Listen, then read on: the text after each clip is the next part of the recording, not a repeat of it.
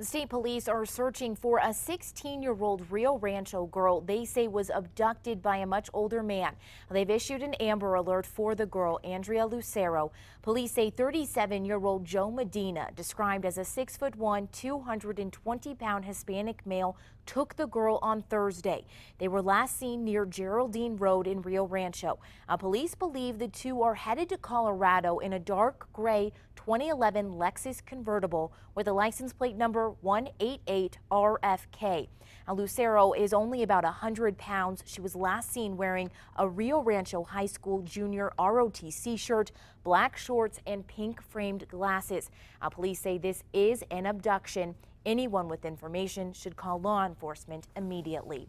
And an intersection in northwest Albuquerque is back open this morning after a deadly motorcycle crash.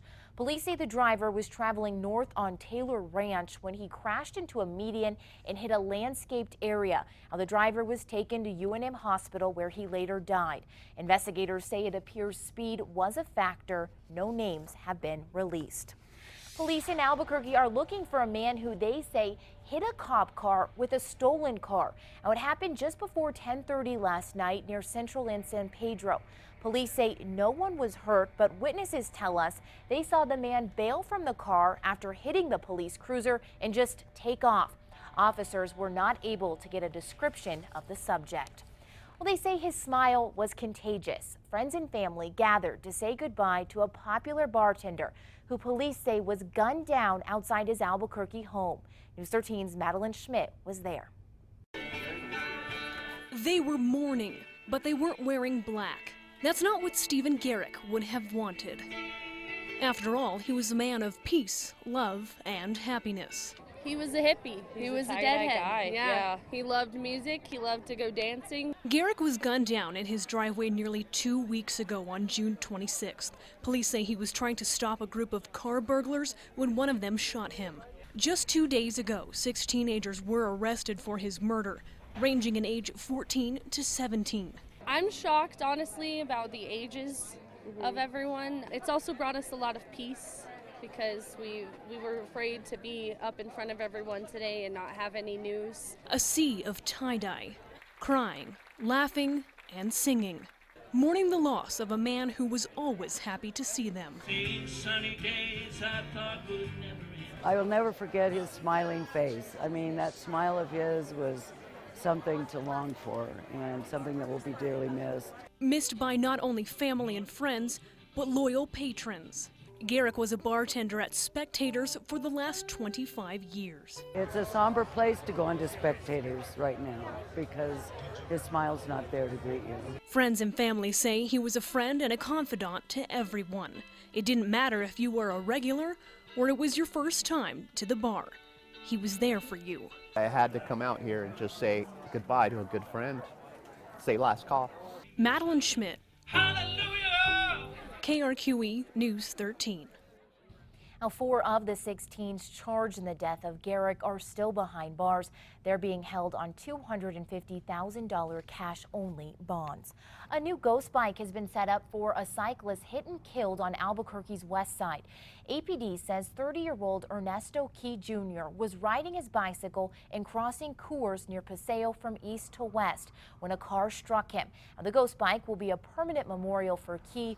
Police say charges were not filed against the driver that hit him. A Bernalillo County Sheriff's deputy who almost lost her life, then almost lost her leg in one of Albuquerque's most notorious shootings, conquered New Mexico's highest peak. Robin Hopkins was shot by Christopher Chase during a cross-city shooting spree in October 2013 that left her with a long road to recovery. The bullet penetrated Hopkins' leg and shattered her femur. Yesterday, Hopkins reached Wheeler Peak in honor of her colleagues that didn't survive similar shootings. The Rhode Island beach that was the site of an explosion yesterday is expected to reopen this morning. Authorities say they've completed their investigation and found no evidence of an explosive device and no threats to the public. A bomb squad and federal agents sifted through the sand looking for clues as to what happened. Now, officials say around 11 Saturday morning, 911 calls poured in from beachgoers saying that they saw and heard an explosion at Salty Brine Beach. I can tell you from personally witnessing the site that there appears to have been some ground disturbance there. There are fractures in this wet sand, the gaps that occur, something like you would see when lightning hits a beach. A woman in her 60s was taken to the hospital after police say she was thrown from her beach chair. They say she landed face down on rocks. Well, no one else was hurt. It's still not clear what caused the blast. And take a look at this. A transformer blew up underground, causing smoke and flames to shoot out of a manhole in Philadelphia. It may have startled a few people, but no one was hurt. The blast caused several power outages in the area. It's not clear why the transformer exploded. A woman is claiming the investigation of former Subway spokesman Jared Fogle began with her. The Florida woman says Fogle made some surprising and inappropriate comments to her that prompted her to contact the FBI. He said something to me when we were off camera, and that really stuck with me because I thought to myself, did he really say that to me? The subject matter is similar to what the FBI found when they raided his home. It goes deeper than that. So when I presented it to the FBI, the first thing that they said to me is, "Is this who I think this is?" And I said, "Yes, it is." And it just went full gear after that. The woman says the feds made her wear a wire and record phone conversations with Fogle. His attorney is disputing the claims made by the woman, calling them an unrealistic fabrication. Now, Fogle's home was raided last week, 2 months after the executive director of his foundation was charged with multiple counts of possessing child pornography. Now, Fogle has not been charged.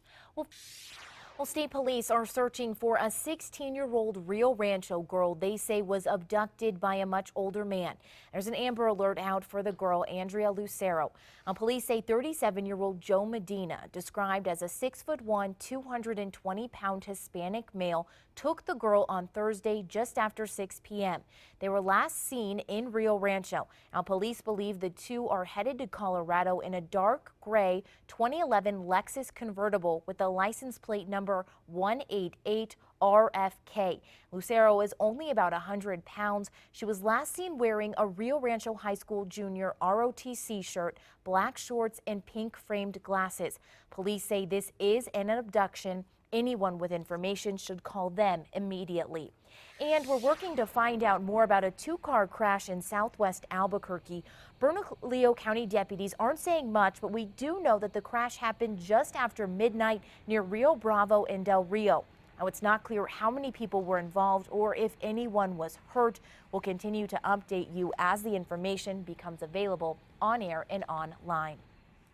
The search is now on for one of the top drug lords in Mexico. Joaquin El Chapo Guzman has escaped from a maximum security prison for the second time.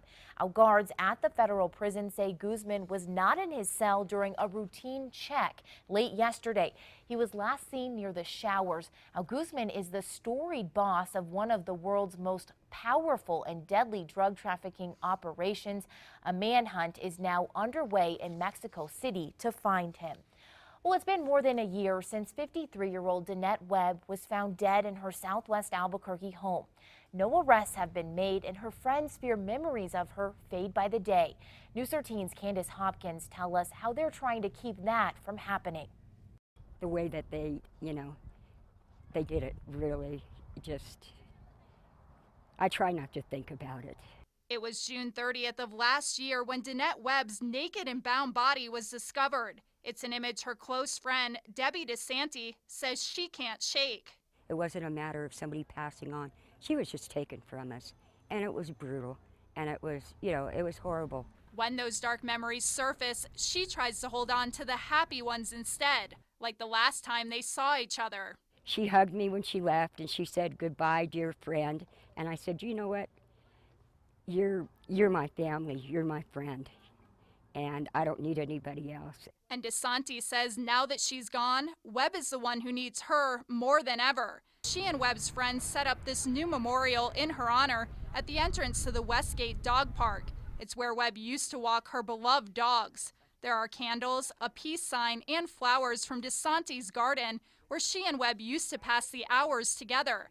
and a picture showing Webb's favorite pose. I'll always remember her like that, with her arms wide open, ready to hold you. A display of her compassionate and giving soul. She cared. She would talk to anybody. She shared whatever she had. Now DeSanti hopes others will share what they have. She says someone out there knows what happened, and she hopes this memorial and her pleas will take root deep down in someone's conscience. It doesn't make sense, and that's what I want to know why they did that to my friend, and what did they get out of it? Candace Hopkins, KRQE News 13. There are still many questions surrounding Webb's death. An autopsy report showed she had scrapes and bruises on her body and 2 fractured ribs, but there were no lethal injuries, and her manner and cause of death was listed as undetermined. And we reached out to APD for an update on the investigation to see if police have any leads, but haven't heard back. The man police called the Gummy Bear Bandit is now behind bars. According to an arrest warrant, Greg Romero walked into a Circle K in May and stole handfuls of candy off the shelf. Now, while clerks came after him, surveillance video shows him throwing gummy bears at them before getting into a car. Well, here's what police told us last month. After committing just a simple petty misdemeanor shoplifting, he tries to run over the clerks with his car, elevating his charge to felony aggravated assault with a deadly weapon. Police say Romero was identified by both the clerks and fingerprints in the car. He was arrested on Friday and saw a judge yesterday. Online court records show Romero is a convicted felon with a lengthy criminal history. A 66-year-old man is charged with murder after another man's body was found on his property. The New Mexican reports that Benjamin Youngbear's body was found in a shallow grave outside of Jack Patterson's Chamita home.